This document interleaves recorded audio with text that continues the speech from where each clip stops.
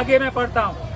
Doctor Savita Roy has a past history of anti Dalit SC/ST pursuits which can be verified. ये मैं नहीं बोल रहा हूँ, ये उस कॉलेज की चेयरमैन जो उसकी बॉस थी, उसकी अप्रेजल करती थी, वो बोल रही हैं, वो गवर्नमेंट ऑफ इंडिया को बता रही है। लेकिन ये वाइस चांसलर, ये रजिस्ट्रार, ये प्रॉक्टर और उसके मनुवादी RSS के बेटे सभी लोग ऐसी प्रिंसिपल तो चाहते हैं। और मैं आपको ये बता दूं कि दौलत राम कॉलेज की चेयरमैन कोई बहुजन समाज से नहीं आती थी। मैं आप लोगों के सामने ये बात शुरू से कहता आया हूं, आप लोगों को याद होगा कि डॉक्टर सविता रॉय और डॉक्टर ऋतु को अगर आमने सामने बिठा के डिबेट कराई जाएगी तो वो एक 5वीं क्लास के बच्चे जितनी साबित होगी डॉक्टर ऋतु के सामने, एक इडियट साबित होगी डॉक्टर ऋतु के सामने।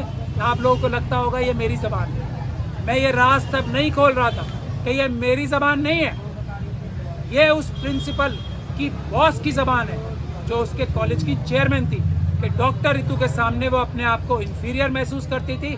डॉक्टर ऋतु के टैलेंट के सामने, उसकी अपीयरेंस के सामने, उसके बोलने के ढंग से और जिस तरीके से डॉक्टर ऋतु अपने बच्चों को पढ़ाती थी, जिस तरीके से डॉक्टर ऋतु अपने अच्छे तरीके से बच्चों को पढ़ाती थी, उससे प्रिंसिपल को इंफीरियरिटी कॉम्प्लेक्स होता था और उसका जो कास्ट बायस था वो और कई गुना बढ़ जाता था डॉक्टर ऋतु की तरफ। ये मैं नहीं बोल रहा हूँ, ये दौलत राम कॉलेज की उस समय की चेयरमैन गवर्नमेंट ऑफ इंडिया के रिपोर्ट मांगने के बाद ये रिपोर्ट दे रही है गवर्नमेंट ऑफ इंडिया। अब भी इस देश की किसी अदालत को, अब भी इस देश की किसी पुलिस को कोई सबूत चाहिए कि डॉक्टर ऋतु के साथ क्या हो रहा है।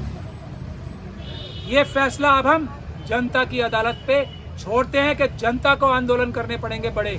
डॉक्टर ऋतु अकेली डॉक्टर ऋतु नहीं है, एक से बढ़कर एक डॉक्टर ऋतु, रोहित वेमुला, पायल तड़वी, रोज, अभी अनिल और आयुष IIT कॉलेज में, ये रोज हो रहा है। आगे मैं पढ़ता हूँ। Doctor Savita Roy has a past history of anti Dalit SC/ST pursuits which can be verified. ये मैं नहीं बोल रहा हूँ, ये उस कॉलेज की चेयरमैन जो उसकी बॉस थी, उसकी अप्रेजल करती थी, वो बोल रही हैं, वो गवर्नमेंट ऑफ इंडिया को बता रही है। लेकिन ये वाइस चांसलर, ये रजिस्ट्रार, ये प्रॉक्टर और उसके मनुवादी RSS के बेटे सभी लोग ऐसी प्रिंसिपल तो चाहते हैं। और मैं आपको ये बता दूं कि दौलत राम कॉलेज की चेयरमैन कोई बहुजन समाज से नहीं आती थी,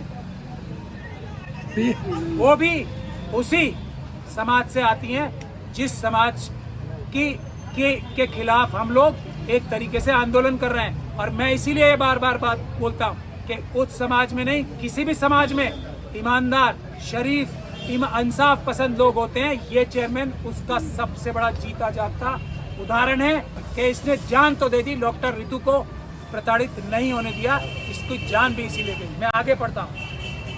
because this ad hoc teacher miss Ritu Singh has received inhuman and very humiliating treatment at the hands of Dr. Roy, who has used her position and dirty accomplices. Dirty accomplices कौन है? ये वाइस चांसलर, ये registrar, ये Procter जो doctor ऋतु को जान से मारने की भी कोशिश कर चुके हैं यहीं पे आप लोगों के सामने। Dirty accomplices to make Miss Ritu Singh jobless and went out her personal bias and hatred towards Miss Ritu Singh because she is a Dalit, capital words में लिखा है दोस्तों, देखिए दलित शब्द उन्होंने कैपिटल वर्ड में लिखा है। अब नहीं वो she has created shockwaves amongst the DRC ad hoc staff। मैं चाहूँगा कि आप लोग इस पे ठीक से इसका मंथन करके आप लोग इस पे अलग से अपनी रिपोर्टिंग भी करें। तो ये आज हम जनता की अदालत में ये मुकदमा अब ले जा रहे हैं क्योंकि न्याय मिलने में अदालतों से हमें देर हो रही है।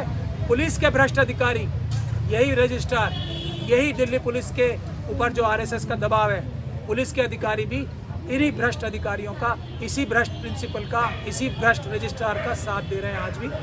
ये हम आप लोगों के माध्यम से जनता की अदालत में बात लाना चाहते हैं। दूसरा, आप सभी लोगों ने आज एक और बात देखी होगी महत्वपूर्ण। एक हमारे प्रोफेसर यादव, लक्ष्मण यादव साहब, उनका क्या किया, 15 साल से बेहतरीन पढ़ाई करा रहे थे, 15 साल से एडहॉक रख के जिस व्यक्ति से पढ़ाई कराई गई, आज उसे दूध में से मक्खी की तरह निकाल दिया। ये बात कभी बर्दाश्त नहीं की जाएगी और इसका जवाब हम लोग इस आंदोलन से मिशन सेव कॉन्स्टिट्यूशन के देंगे। कोई और दे या ना दे, ये हमारा देश के सभी बहुजनों से वादा है। ये प्रोफेसर लक्ष्मण यादव के खिलाफ जो कार्रवाई हुई है, इसका जवाब हम लोग इस आंदोलन से देंगे, चाहे कुछ भी हो जाए, और मुंह तोड़ जवाब देंगे, चाहे कुछ भी हो जाए। ये याद रखें, ये सारे लोग आरएसएस और बीजेपी के याद रखें। और इसके लिए हम आज एक और सवाल मेन उठा रहे हैं। आज 100वां दिन है ना कि एडहॉक जो अपॉइंटमेंट्स हो रही हैं, उसके लिए एक स्पेशल ड्राइव आईआईटी और दूसरे अच्छे संस्थानों में हो रहा है। स्पेशल ड्राइव बैकलॉग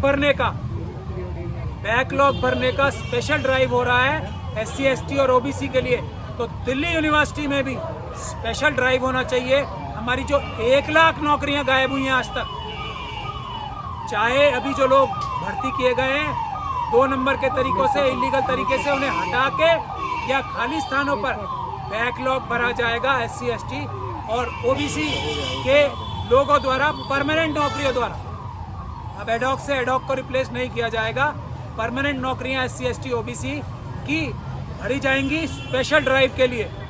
ये हमारी आज के 100वें दिन एक बड़ी मांग है और इन मांगों को पूरा कराने के लिए हम लोगों के पास जो सबसे अच्छा तरीका है वो हमने सोचा है और उसका हमने ऐलान भी किया था। आज बड़ा ऐलान कर रहे हैं। यहीं बाबा साहब डॉक्टर भीमराव अम्बेडकर की जो प्रतिमा यहाँ से उखाड़ी गई थी 2009 में, वो यहाँ स्थापित होगी गेट नंबर 4 के बाहर।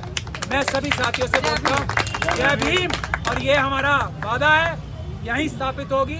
दिल्ली यूनिवर्सिटी के लोग खुद स्थापित कर दें, वरना हम करेंगे। बाबा साहब की जो प्रतिमा है सुप्रीम कोर्ट में भी हम लोगों के आंदोलन से लगी है, सभी बहुजन समाज के। ये बहुजन समाज डॉक्टर भीमराव अम्बेडकर को इंसाफ और बराबरी का रास्ता देने वाला सबसे बड़ा महापुरुष समझता है हमारे देश की आज़ादी के बाद संविधान के जरिए। तो उसकी प्रतिमा अगर यहाँ लगी होगी तो न्याय होने की उम्मीद बढ़ जाएगी।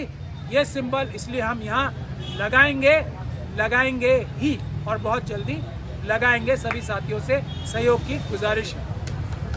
अब मैं